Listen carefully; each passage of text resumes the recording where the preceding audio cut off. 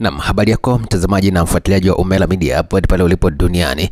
Ikiwa ni siku nyingine nzuri tumekutana hapa kwa ajili ya kupeana taarifa ambayo inakuwa ni kubwa zaidi kwenye uwanda wa michezo nchini Tanzania, na kubwa zaidi ni kutoka ndani ya klabu ya Simba ambao kwa hivi sasa ipo pale nchini Misri kwa ajili ya mechi ya kwanza kabisa ya robo finali kwenye kombe la shirikisho barani Afrika, ambapo sasa Simba wapo tayari kwa ajili ya mechi hiyo. Hapo sasa nikwambie tu kwamba kama bado hujabonyeza pia neno subscribe na wakati wako wa kubonyeza hilo neno kwa hivi sasa, ili mambo yaweze kuwa vizuri zaidi. Kutoka Misri mpaka hivi sasa ni kwamba kikosi cha Simba chote ambacho kimeondoka nchini Tanzania kimeshawasili pale tayari na wapo tayari kwa ajili ya mechi hiyo, na hakuna majeruhi yote mpaka hivi sasa.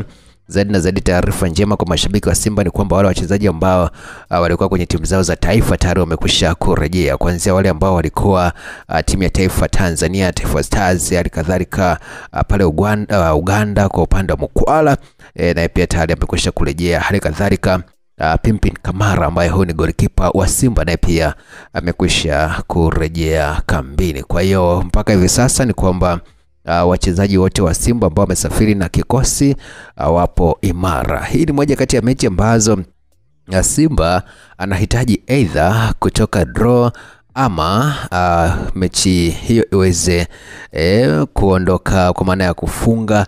Hiyo itakuwa inamtengenezea wepesi zaidi, kwa sababu mechi ya pili inakuja kuimalizia kwenye dimba la Benjamin Mkapa ya Tanzania, uwanja ambao tayari kwa hivi sasa umefunguliwa mara baada ya kuwa umefungiwa na kafu kwa kipindi cha wiki kadhaa kwa ajili ya marekebisho.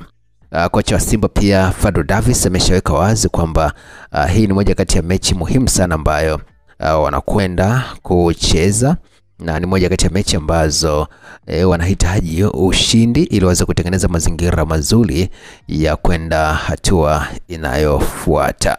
Kumbuka kwamba mpaka hivi sasa Simba ndo klabu pekee kutoka nchini Tanzania ambayo ipo kwenye michuano ya kimataifa, na sio Tanzania peke yake, ni upande wa East Africa, kwa maana ya zile nchi za Tanzania, Kenya, Uganda, Burundi, Rwanda, hadi kadhalika Kongo pia.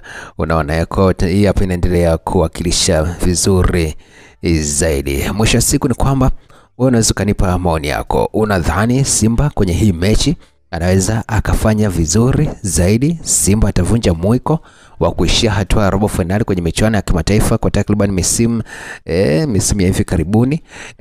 Niandikie hapo kwenye neno la kutolea maoni hapo, na mambo yatakwenda vizuri zaidi, nami basi nitasoma ujumbe wako na mambo yatakuwa vizuri zaidi. Asante sana, na endelea kufuatilia Umela Media kwa ajili ya taarifa zote kutoka Cairo, kutoka nchini Misri.